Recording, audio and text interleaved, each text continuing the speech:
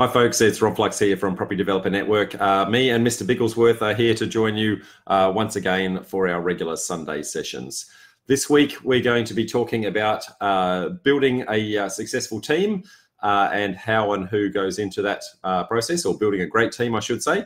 I guess whilst we're waiting for a few people to come on board, just give you a little bit of a heads up around the grounds as to how and what's been going on. So had a session yesterday at our Brisbane meetup. That was a fantastic session. Considering it was actually election days, we're a little bit worried about how many numbers turned up, but was quite impressed with the numbers that actually did make it out on election day. We were talking all about house relocations, actually sliding them on the block, relocating them to other blocks, etc. So very interesting session there. Plus our regular Real Deal, where Lynn Hill was talking about a 2 and 3 subdivision that she did with the renovation. So that was fantastic. And coming up, we've also got next weekend, we've got our Sydney meetup.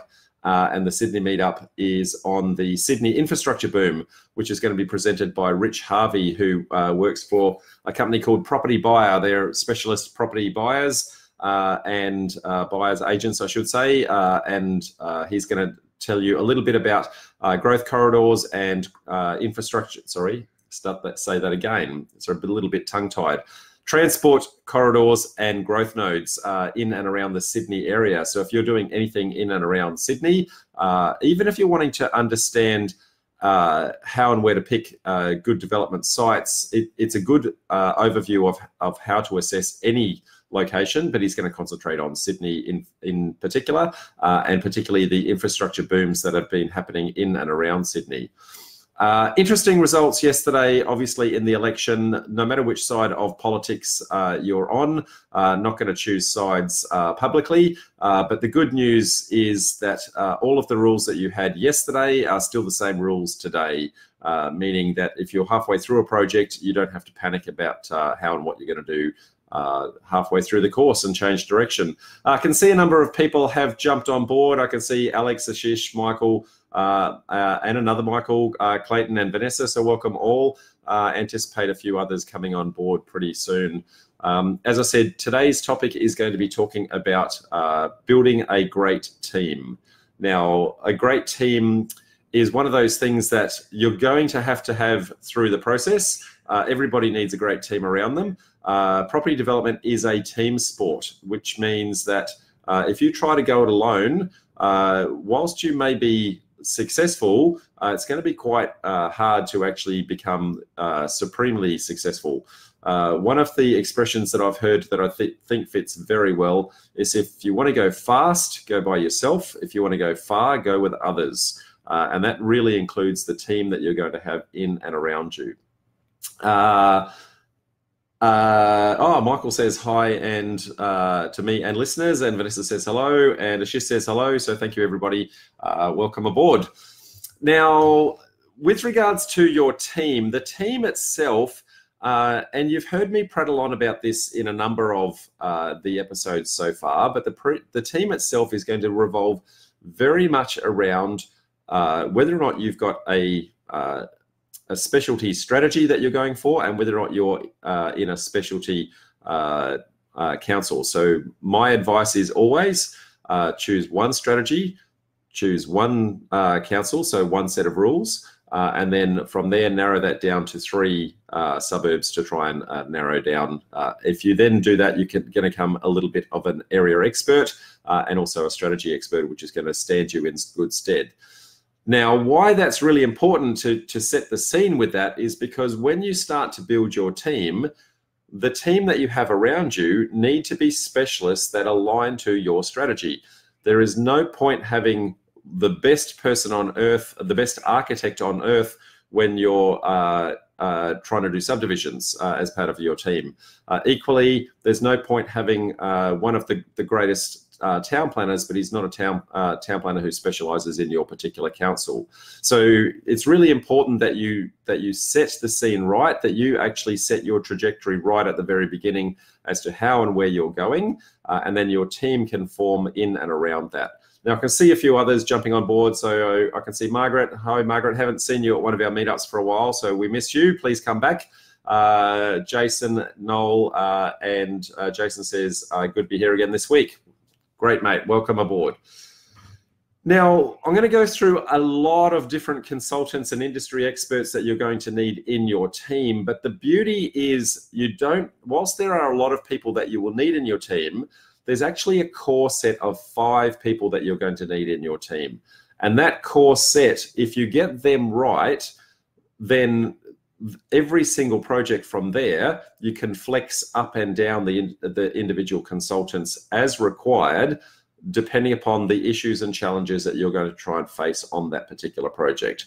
So who are the core 5? So town planner, civil engineer, your surveyor, your architect, and your solicitor. So those 5 you should have locked down, set in stone, and every single time you're going to go into a project, you're going to be engaging with the same people every single time. Now, I'm going to go into the roles and responsibilities of each and every one of those people in a sec, but probably the head of the 5, if I'm going to say anything about any of them, is your town planner. Now, your town planner is going to be greatly assisting you in assessing whether or not the site is developable, and how council are actually going to assess your application when you actually lodge that application. So they'll have a look at the zoning, they'll have a look at the site constraints, they'll have a look at overlays and neighbourhood plans and LEPs and overlays and all of those sorts of things, any state-based legislation that might be applying, and they'll tell you that the likelihood of success in actually achieving that project.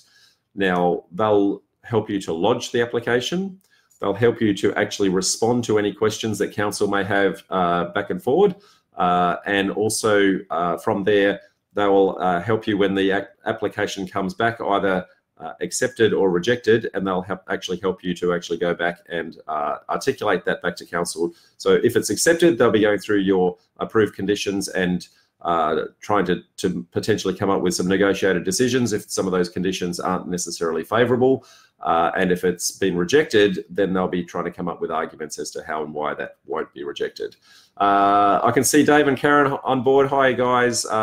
Miss you a lot. So great mates for the last 30 plus years.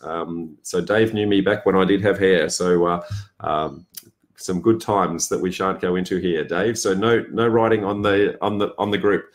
Okay, so after your town planner, the next person that you're going to have is your civil engineer. Civil engineer is quite important in actually understanding whether or not you can actually get all of your civil services on and off the site. So you need to be able to get water on, you need to be able to get stormwater off, you need to be able to get sewer off.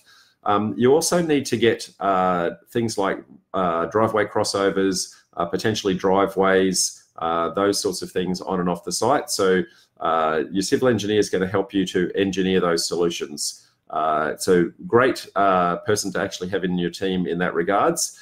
If you're doing larger lot land subdivisions, your civil engineer is also going to be the person that's going to help you in regards to coming up with your road network and I guess the best layout for that road network. If you're trying to do those larger lot land subdivisions, the least amount of road you can do, the more profitable your project's actually going to be. So that's very key to the process.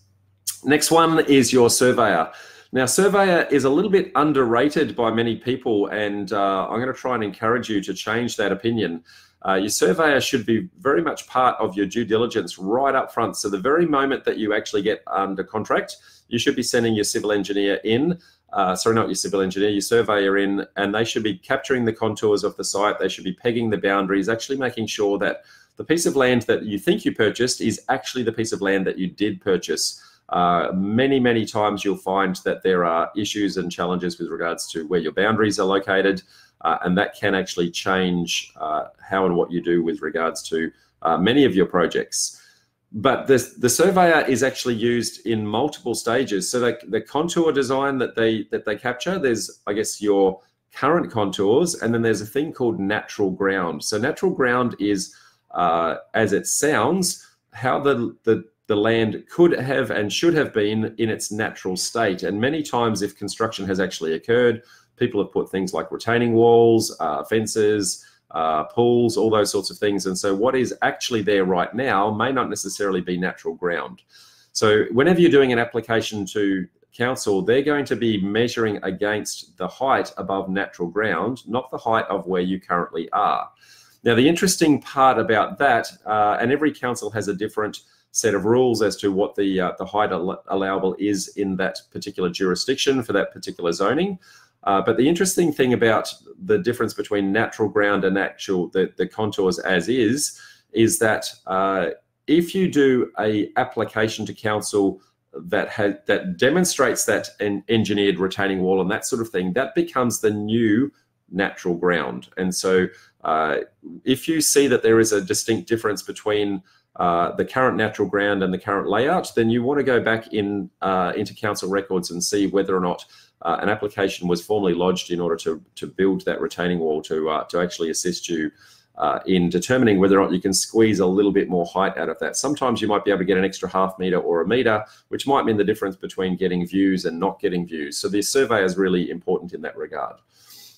Surveyor then has a couple of other roles in the process that many people forget about. So if you're building any civil services at all, so if you're going to put some stormwater in, if you're going to put some sewer in, that sort of thing, the surveyor will generally be the one who comes back and does the capture of what is called an as-con or an as-constructed drawing of what is actually constructed underneath the ground. You will then hand that over to your utility provider or your council when you hand the asset over as evidence and proof that you've actually constructed according to plans.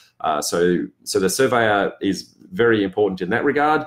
And they're also, I guess, come in at the tail end of the process, whether you're doing land subdivisions or whether you're doing, I guess, unit or townhouses, they're going to then be able to give you your final boundaries and or strata subdivisions in that particular instance, so that you can actually go through the plan sealing process and actually go get titles. So I guess your surveyor is going to come and go several times during the process. So don't underestimate the role that they have. Make sure that you're on very good terms with them all the way. Now, I can see a few other people have jumped on, so I'm just going to do a quick shout out. So Cameron and Belinda. Hey, Belinda, how are you? Thank you. Thank you for saying that you love the Sunday sessions.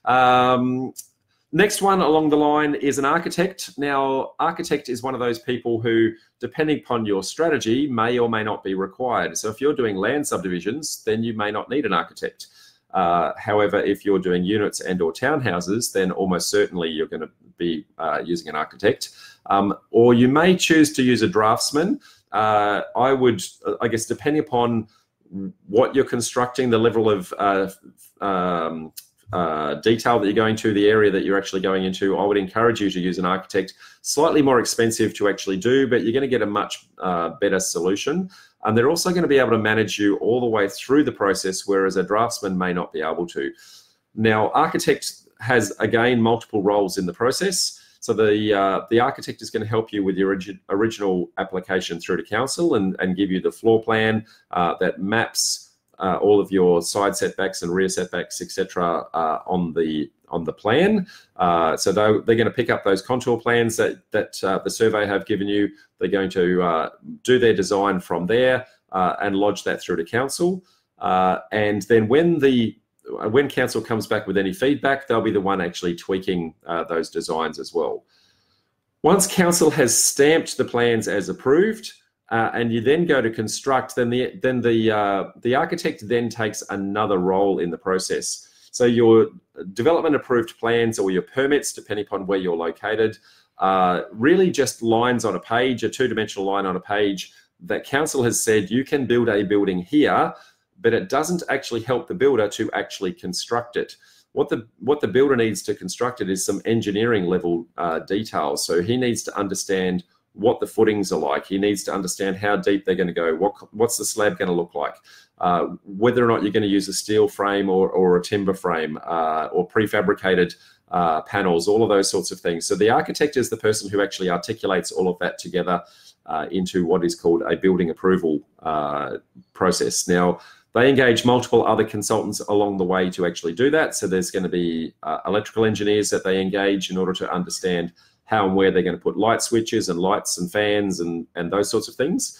They also engage with hydraulic engineers to determine how and where your toilets are going to be and what the internal plumbing is going to be on the inside the house, where your showers are going to be, how you're going to get water in and drainage out of the property. They're also going to help you to understand if you're going to put things like ducted air conditioning, how and where the ducting is actually going to hide, so that nobody can actually see where that's going. So the architect has multiple roles in that process. So you know, when you're putting together your feasibilities, especially where some of these consultants are going to have multiple phases, it's quite important that you recognize those multiple phases, understand how far you're going to take the project through, and budget for that accordingly. And lastly is your solicitor and lawyer. Now, they are going to have multiple roles in the process. They're going to help you with regards to setting up your entity right up front. So whether it be a company, whether it be a trust, whether it be a company trust combination, they're going to help you to actually set those up from an asset protection basis. They're going to help you with purchasing of the original property right up front. Any special conditions that you might need to put together with regards to that. They're going to help you if you're doing a joint venture in articulating any joint ventures that you're putting together in that regard. If you're doing option contracts, they're going to help you in that process as well.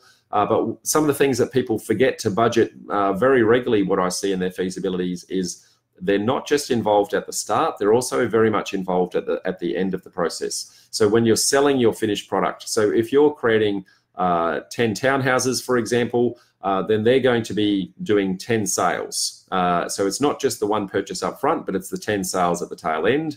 And depending upon your finance conditions, you may need to sell those off the plan. So it's not a standard everyday contract that they would draw up. It's what's called an off the plan contract, which has a number of things like disclosure statements and the like that need to be put into that. So it is quite a customized contract. So make sure that those guys are well accounted for and budgeted in that process. Can see a couple of others have come in. So hi Shelley, hi Annie. Annie says some architects play a town planner role, don't they? So Annie, yes, they do. There's a number of areas where some of these people cross over. So there are surveyors that do town planning. There are architects that do town planning. Whilst it can be done, and I'm not going to say that you shouldn't do it, but I would highly encourage you to deal with someone who specializes in the particular area that you're trying to engage in. The reason being, an architect would lodge far less applications through to council than a dedicated town planner who only does that all day, every day. And the beauty of that is that because the town planner is lodging them all day, every day, he's going to see what gets across the line, what doesn't get across the line, what issues and challenges council are actually pushing back on.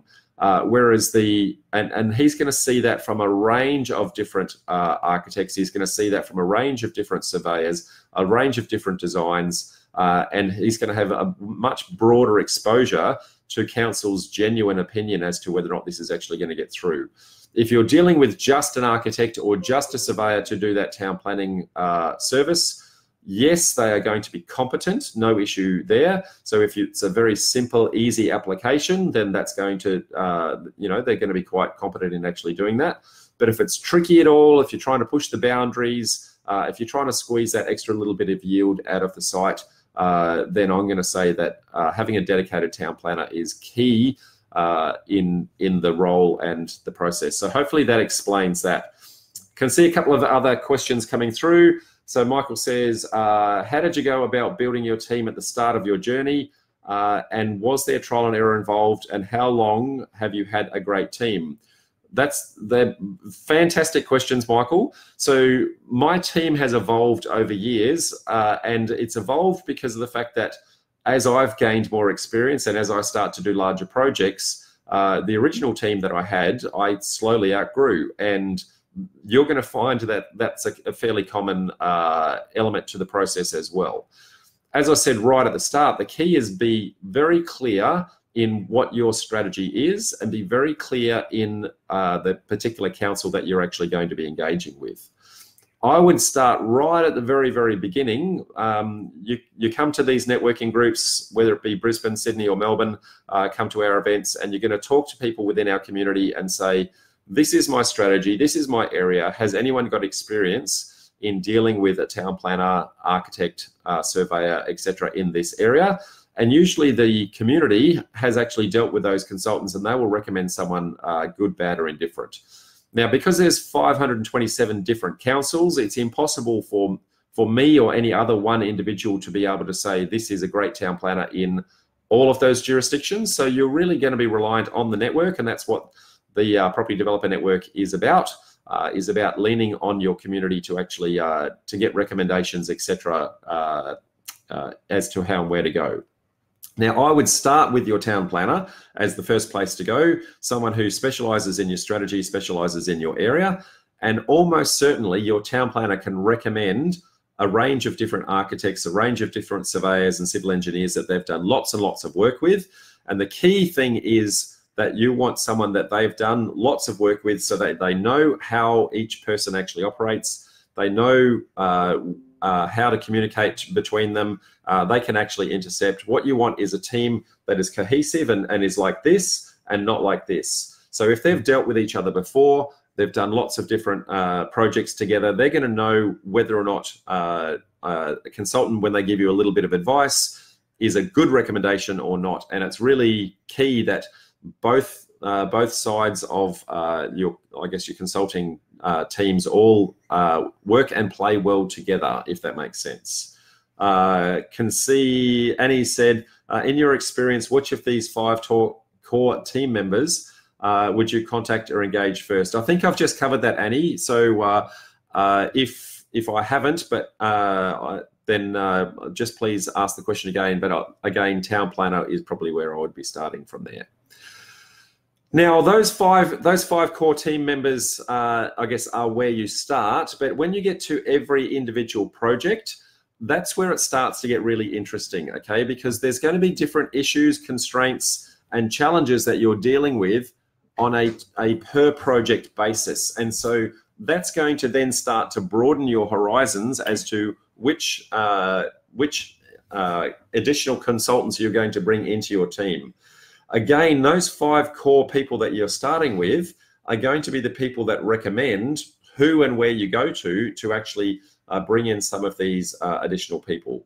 Now, whilst I haven't included them in the 5, the next person I would actually say is your accountant. Now, accountants can actually help you also with your setting up your entities, but they're actually going to help you with your tax advice, being able to do your BAS lodgements, your GST, etc., and rounding out your project towards the tail end of it. So they're a critical part of the team, but they're not part of the development per se, which is why I haven't actually included them in the top 5. So I would definitely include those. Next one would be, depending upon your strategy, are you going to be building? Are you not going to be building? So that would be a builder. So now, not everyone does construct, especially if you're very early in your journey. You may choose to actually flick a project at the DA approval stage, or once you've got permits, depending upon your jurisdiction. So you may never actually get to the point of constructing. That said, you should, if you're trying to flick a project halfway through, you need to have a very good understanding as to the next person picking up that project, what their cost to construct is actually going to be, and whether or not it's actually going to be profitable for them to take that off your hands. It's critical that you leave money on the table for the next guy trying to buy the site off you, because if you don't, then nobody's going to buy it off you, okay? So that means that you need to do a feasibility all the way to the tail end of the project. Whilst you may choose to exit early because of your cash flow circumstances or your experience circumstances, I guess that's done with full knowledge that the next person coming through is actually going to do something with that. Now, I can see a couple of questions coming through. So Phil says, I'm a town planner, and you're absolutely right about getting the right consultants. 1 weak link consultant can equal delays and compromised outcome. Absolutely, Phil, and that's why it's really important that those guys work well together. And as you said, you're a town planner, you're going to have consultants that you're dealing with all the time. You're going to see people like surveyors and civil engineers and architects that give you both good and bad results. And so when somebody comes to you and says, hey, Phil, can you recommend a particular consultant? You're probably one of the people on the ground that's going to be critical to our team members here to actually say, how do I bring somebody in that's going to be great for my particular project? Next one along the line would be project manager. Now, depending upon how big the project actually is, typically you want to be the project manager in the process, but on your first deals, especially if you're trying to do a slightly larger deal, if you're doing a townhouse project or a unit project as one of your first deals, the bank may mandate that you actually have a dedicated project manager involved in the project to ensure that the project goes smoothly. So that's going to be one that will either turn on or off depending upon the size of the project that you're doing and the bank's requirements on that, or whether or not you actually take that project management role. Either way, if you've not had experience in project management, you want to make sure that you've got some form of education or some sort of mentor sitting over your shoulder to make sure that you're project managing that appropriately. As Phil appropriately touched on previously, time delays are critical in blowing out your costs. And so good project management will actually understand what all of the tasks are that need to be completed. And they'll understand a thing called critical path. So critical path is where one task is reliant on the next task or the previous task to actually completed. So if those two are reliant on each other, you have to do them sequentially. So it's time critical that you get the first one completed before you can actually start the second one. So if the first one's delayed, that can actually blow out your timeline. Now, not every single set of tasks that are dependent on each other will impact your critical path. You're going to find some tasks that will allow you a little bit of slippage, so it doesn't matter what time they're actually done, and you're going to find other ones that are very, very time sensitive. So understanding critical path is then going to tell you, for your time management perspective, how and when you need to actually be engaged and put a little bit of hustle into the project in order to get things across the line. Next key member is going to be, if you've got a JV partner, a joint venture partner, maybe you're the time partner and you've got a money partner. Firstly, you've got to find them. Secondly, you've got to document and articulate the roles and responsibilities with them.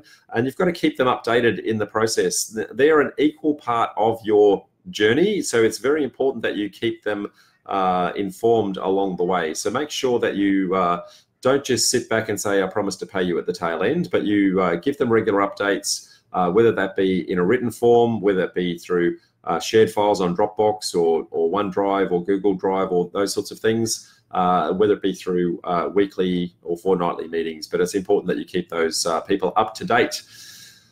Next core team member would be your finance broker and or bank manager to actually assist you in the process.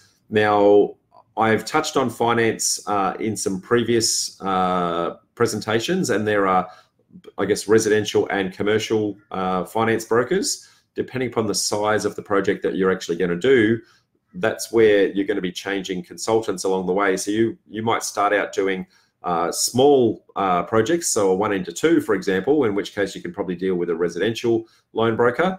But when you start to graduate into some of your larger projects, then you're going to quickly outgrow that residential broker, and you're going to need to go to more of a commercial broker.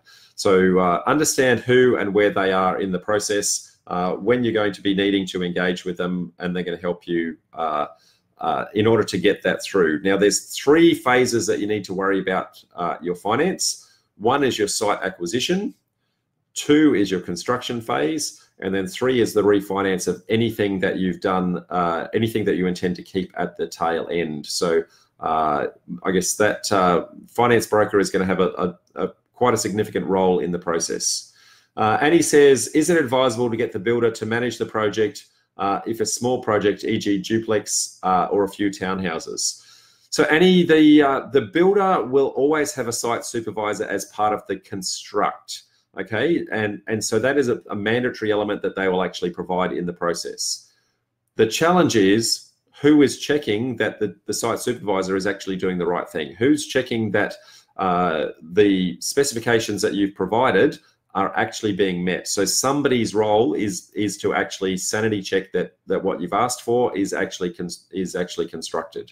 So you can pay a professional project manager to actually do that, or a site supervisor to do that on your behalf, who will act independently of the builder to actually assess that. So I would say they will form a portion of it, but it's important that you understand what is being constructed and that you actually manage them to keep the project on time.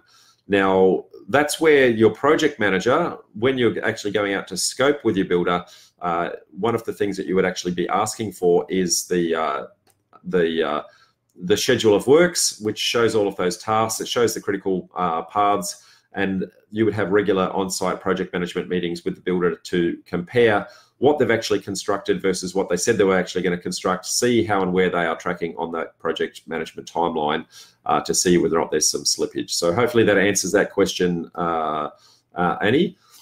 Next person you're going to deal with is real estate agent / broker / deal finder. Again, you're going to deal with these guys in multiple stages of the deals. So right up front, there's the site acquisition stage. So it's important that you've got people bringing you deals, whether that be a deal finder or whether that be a real estate agent. But it's also important that you actually have somebody that's going to help you to exit the stock at the tail end. And so that person exiting the stock, they may be a standard everyday real estate agent if you're going to be selling the finished product, or it could be that it's a specialized project salesperson if you're selling off the plan and they have to push that out through an investor channel. Next person in your team will be an interior designer. Now they're going to be able to help you to do your fixtures and fittings and make sure that, you know, what's the tapware, what's the colors, what sort of tiles are you going to use, that sort of thing. So when you actually put your build spec together, you can actually give your builder an appropriate build spec that's got all of that actually catered for and very clearly articulated. There's nothing a builder hates worse than giving them a set of plans that are just a line on a page and not telling them, these are the kind of tiles I like. These are the taps that I'm looking for. This is the color stone benchtop that I'm looking for. So the builder has to guess, and then you're asking him to do a quote, but he's doing a quote on this unknown entity. He doesn't know if you want low end, medium, or high end. So it's quite important that you get those specifications done for your build right up front. Next person is, hey, Pat says, g'day, handsome. Thanks, mate. I appreciate that. And you'll see Mr. Bigglesworth is sitting here over my shoulder, Pat. So Pat was, Pat and his wife, Louisa, gave me Mr. Bigglesworth because they thought that I looked like an evil man rubbing my cat and trying to do my dastardly plan for world domination. So thank you, Pat, for coming on board. You're halfway through the project, mate, so you might have to, I guess, rewind and catch a little bit of the tail end. But I'm going to take a sip. Now, just while I'm taking that sip, guys, encourage you to ask questions along the way. So there's always a delay when I'm talking between you typing and me seeing that. So as I'm talking, please make sure that you're actually putting some questions up there, and I'll definitely get to them. Next person is a quantity surveyor. So this is not a surveyor like I touched on before, but a quantity surveyor is somebody who actually measures the quantity of materials that are actually going to be used in the construction process. So how much timber, how much concrete, how many nails, all of that sort of thing. So the quantity surveyor is really good in multiple stages if you're going to be doing a construction. And depending upon the bank that you're using, may be a mandatory requirement based on what the bank is actually saying. So you can use a quantity surveyor to, in the early stages of your build, you can take the design to them and they can actually put it into their software packages. They can work out roughly what your build costs should be before you go out to your builder spec. So for your builder's scope, so that when you get your responses back in, you know whether or not the builders are having a lend of you or not. So that's one part that they can actually do. The second part that they can actually do, and generally this is where the bank becomes involved, is the bank may mandatorily say, well, as we do each drawdown between our foundations, our slab, our framing, our roof line, all that sort of thing, they will actually send a quantity surveyor out and actually make sure that the bill for the drawdown that the builder has actually given you and what has actually been constructed is actually the same. So if the builder says that you're 30% complete, the quantity surveyor will actually go out on site and say, are you really 30% complete? So that's really where they come in. And quantity surveyors also come in at the very, very tail end when you're selling your finished product to your ultimate buyer. The quantity surveyor may be required for a depreciation schedule, which allows that person to actually get the most benefit from their tax depreciation, etc. if it's a rental property. So many of us have actually dealt with a quantity surveyor in that regard, but probably didn't realize that there were other elements that they actually did in the process. So I can see a couple of other questions. I can see Jim's joined. G'day, mate. How are you? Mohammed says, does the certifier cross-check the different plans with each other to make sure that there are no discrepancies between them, or does he just stamp them? You're talking about the building certifier there, Mohammed. So I guess I'll jump to building certifier. So the building certifier is the person that actually endorses your building approved plans to make sure that they are appropriately engineered to the National Construction Code, the NCC, what used to be called the BSA, the Building Standards of Australia, but NCC is the actual construction standards within Australia. So they'll actually make sure that what you're building is legally compliant and engineered appropriately. And then they will then be involved in the process to make sure that what is constructed by the builder has actually met those plans and been constructed to an appropriate standard. So as you go through each stage, you're going to get multiple certificates that your building certifier is actually going to be involved in checking. So he's going to make sure that there's been termite protection put underneath the slab. He's going to make sure that the slab has actually been poured appropriate. He's going to make sure that the framing is done appropriately, and he's going to make sure the plumbing's done, waterproofing, all of those elements of the process. There's a number of, stages of certification that they're actually going to do along the way. So while we're talking about that, it is critical that if you're, doing a construction, that one of the elements that you put into your building contract is a clause that says that all of those certificates must be issued to you at the time they are actually approved.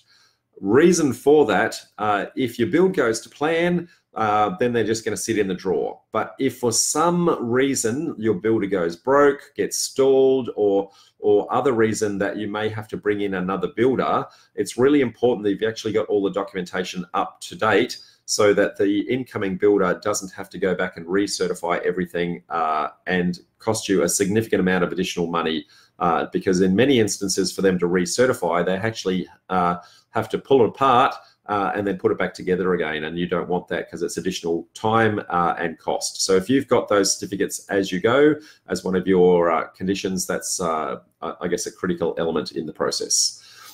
Next one I'm going to group here in what is called consulting engineers. Now, consulting engineers actually have a number of different engineering perspectives that they manage through the whole process.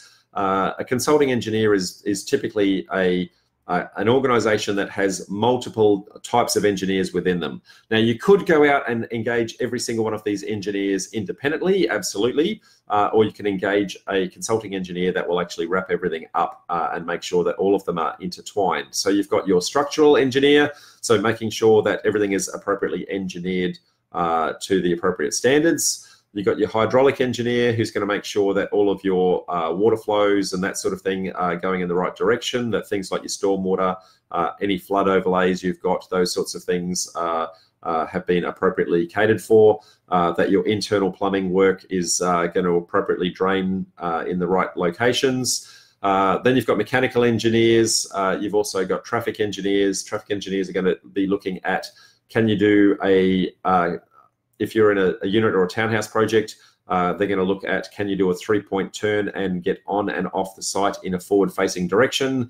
They're going to look at, the amount of traffic that you're actually going to generate on your streetscape and the neighboring area, to see whether or not that's going to trigger any additional load from, do they have to add a roundabout or traffic light or those sorts of things. They're going to make sure that you've got appropriate line of sight getting on and off the property to make sure that you're not endangering anybody as you go on.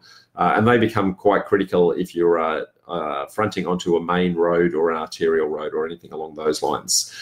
You've also got acoustic engineers. So quite often if you're near a main road or near a train line, that sort of thing, then you're going to have a lot of noise that's going to impact the site. So the acoustic engineer will go out on site with a decibel meter, take a reading to see how much noise is actually being received on site, and then they will make sure that the plans are architected appropriately to put the appropriate sound deadening in. So it might be sound deadening within the walls, it might be double glazed windows, a number of things like that.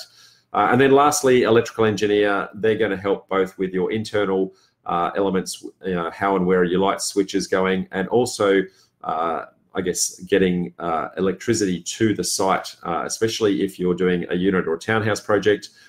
They'll be determining what is the load in the area. Do you need to put a transformer in? Does it have to be above ground or underground power? All of those sorts of things. So can be quite involved in some of that, and good to actually engage them very early in the process when you're doing your feasibilities to see what is the likelihood that it's going to be additional workload going to be required.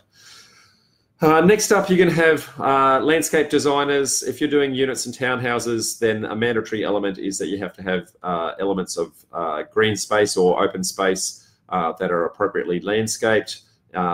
In many councils, that's got to be landscaped in a way that it has, I guess, room for what they call deep planted trees. So trees with deep roots and able to grow quite tall. So it's not just a little bit of grass and a small amount of shrubbery. It's actually making sure that, the landscaping actually has a little bit of substance. So your landscape designer would be involved there. You may be required to have an arborist also. So an arborist is going to help you if you need to trim any trees on site, if there's potential for any trees that are actually protected, to determine the health of the tree, the species of the tree, and the size, and determine how you're going to actually deal with that tree. Sometimes those trees are actually protected, so you have to be very careful with what you do in and around the tree, so you're not actually impacting either the canopy or the root bowl that sits underneath it. Annie says, isn't the QS normally arranged, appointed by the bank lender? So yes, Annie, I did actually touch on that. So depending upon your project, they can be mandatory engaged by the bank, but not always. You may choose to actually engage them if you're trying to get your budgets right up front. The QS can also manage your tender process for your builders, because they can then determine whether or not the builder has appropriately scoped the amount of materials for the build. So it's an optional element in some instances and a mandatory element in others. But if you're doing units and townhouses, then a QS is generally going to be involved in some way, shape or form. Then we've got geologists. Geologists are going to help you doing soil tests. They're going to understand whether or not what that soil type is, whether it's acid sulfate soils, whether it's a difficult soil type. That's going to help you actually determine what your foundations are going to be like. They'll try to determine whether or not there's any rock underneath, all of those sorts of things. Then you've got bushfire consultants. If you're in and around any, I guess, forestry or parkland or things like that, if the parkland catches fire, then there's going to be potential for smouldering embers to be blowing on the breeze. So your bushfire consultant, if you're triggered by one of those overlays, may have an implication on the type of material that you construct the house with, so that it's a little bit less combustible, and also the design, so there's no nooks and crannies for those embers to actually catch in within the wind. You're also going to have potentially disability consultants depending upon what you're actually going to be constructing. So if you're going to be doing rooming accommodation or a Class 1B dwelling, those sorts of things, you're going to need a disability consultant to actually make sure that people can get on and off in and out of the property. Are there any ramps required? Do there need to be wider doorways? Is there room to get in and around in the kitchen space? Can they get in and out of the bathroom? And in and out of their bedrooms. So that may be required depending upon the strategy that you're actually going to be doing. So there are a number of other team members in there, but I guess there's a little bit of diminishing returns as we start to rattle them off. And generally, as I said, what you'll find is as you get to your site, as you're analysing your site right up front in your due diligence phase, you're going to actually identify issues, constraints, and challenges that you're going to have to deal with in that process. You're going to engage with those core 5 people that I mentioned right at the start, and they're going to say, hey, in this particular instance, you're going to need, consultant X, Y, and Z, and they will generally recommend those consultants to you. So hopefully that's a fairly good overview. I can see we're at the 45-minute mark. And I can't see any questions sitting there. So I'll just throw it out to everybody to say, if you've got any last questions on building a great team, now's the time. So I'll just take a quiet sip while I wait for 1 or 2 of those to come through. Annie asks, is a soil test required on all development? And who determines if this is required a town planner? So no, Annie, the soil test is required for any time there's any construct. So anything that gets constructed above the ground. So if you're going to do any buildings, then you're going to need a soil test. If your strategy is doing subdivisions or large lot subdivisions, then you won't need to do a soil test. But at some point in the process, whoever the ultimate buyer is and they want to put their home on that that land that you've subdivided, then they will need to do a soil test. So it may not be mandatory for you in that stage to do that, but it will be required for somebody to do it. And so it will be quite often beneficial for you to actually do the soil test up front as part of your sales information that you're giving out to say, well, this is the kind of soil type that you've got. So when they go to their builder, they're negotiating on you to buy a vacant block of land, and they can go to their builder and the builder can give very accurate quotes because he knows exactly what he's going to deal with from his foundations perspective. So if you're doing subdivisions, no, it's not mandatory, but it is recommended. If you're doing units, townhouses, or spec builds, then yes, it would be required. And Annie, the person who determines it is you, not the town planner. So hopefully that helps. Jesse said, do overlays always result in an information request? If not, covered within the DA application, or does council sometimes dismiss or forget if not risk smart? So many overlays are informational only. So they can actually be quite benign. So they're letting you know that there are some latent issues and challenges for you to be aware of, but they don't necessarily trigger anything in the development process. However, there are some overlays that are critical, and your town planner is actually going to help you in that process to determine which ones are actually critical. We actually cover in our property development formula course how to actually identify those critical overlays yourself and how to actually identify which consultants that you need to engage to try and determine whether or not you can, resolve those issues and challenges. But yes, not every single overlay will actually trigger something. I guess it comes down to experience to know which overlays you're actually dealing with. Now, some councils have very, very few overlays. There's many councils that I've dealt with where they've only got 3 or 4 overlays, and there are other councils where they've got anywhere up to 30 or 40 different overlays that you need to be aware of, many of which are informational, as I said, and some of them are not. So, for example, one of them might be, for example, that there's a bicycle network nearby. So it doesn't really change what you're doing, but it's letting you know, hey, there's going to be people in Lycra going past on a regular basis. So look out when you're designing your home, so that you've got a little bit of privacy in that process. There's other ones which might be airport environs overlay, which says, well, there are planes flying overhead, but you need to then dive in a little bit more detail to say, well, are they directly overhead? Are they 500 meters away? Are they Are they a kilometre away? Am I directly in the flight path or not? So some are benign, some are in many instances it makes little impact. In other instances it makes massive.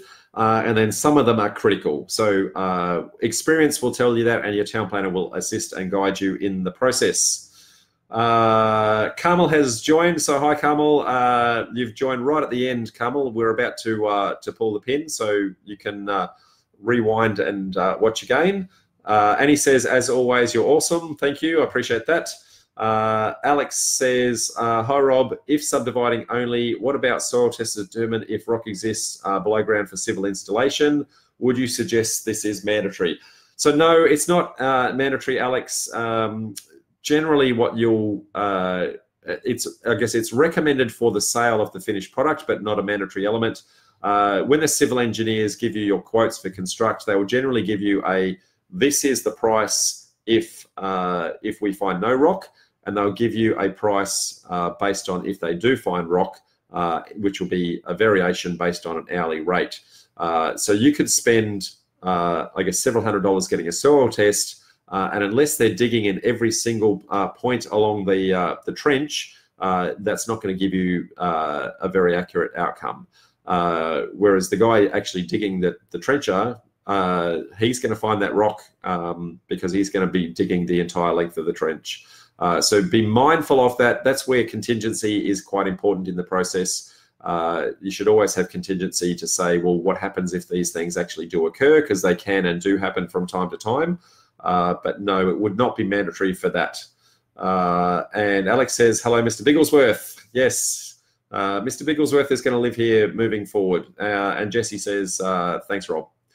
Okay, folks, we're, I guess, approaching the hour, so I can't see any more questions there. So I'm just going to do a little bit of housekeeping whilst I wait for any final questions to come in. So once again, our next meeting is actually in Sydney, and that's this weekend coming up. That would be on the 25th. So we're covering the Sydney infrastructure boom, which is going to be talking about all of your transport corridors, all of your infrastructure nodes, what's being built with regards to tunnels, things like that. So you can actually identify areas that have not yet boomed but are about to boom because all of the infrastructure is actually being built in around that. So there's a gentleman by the name of Rich Harvey from Property Buyer coming in to talk about that.